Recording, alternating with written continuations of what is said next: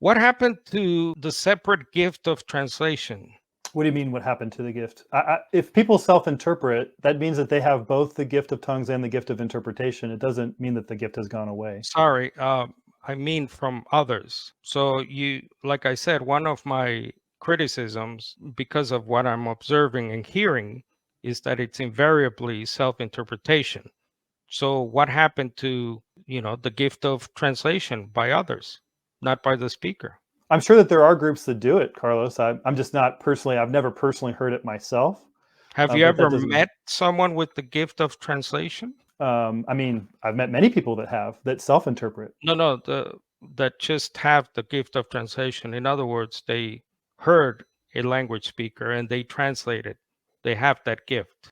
I guess what maybe what's the disconnect that we're having here is that I believe when someone speaks in a tongue or speaks in a language, that the person speaking doesn't know the language, and that generally speaking, the people in the audience don't know the language, and that both the tongue Agree. itself and the interpretation or the translation of that tongue are a charismata. They're a spiritual gift. I agree. It's not something in your mind that you know. And so Yep. the person who self-interprets, by definition, would have the gift of interpretation. I don't understand what the problem is there. Are you saying that the gift of translation alone is not what Paul means by another? Let someone.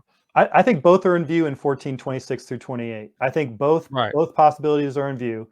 He Right. just So cares that it gets interpreted. Self-interpretation is mentioned very clearly in verse 13. And so I think that I carry that forward into 26 through 28. It could be another person, it could be the same person. But if you're asking me if I've seen people who've interpreted, yeah, I mean, I've seen people interpret their own no, tongue. yeah, I know that. So in verse 28, you said in one of your that study you sent me, the audio, Mhm. you said, quote, I'm going to concede a grammatical possibility in verse 18 Mhm. that it means another Mhm. interprets, not the same speaker.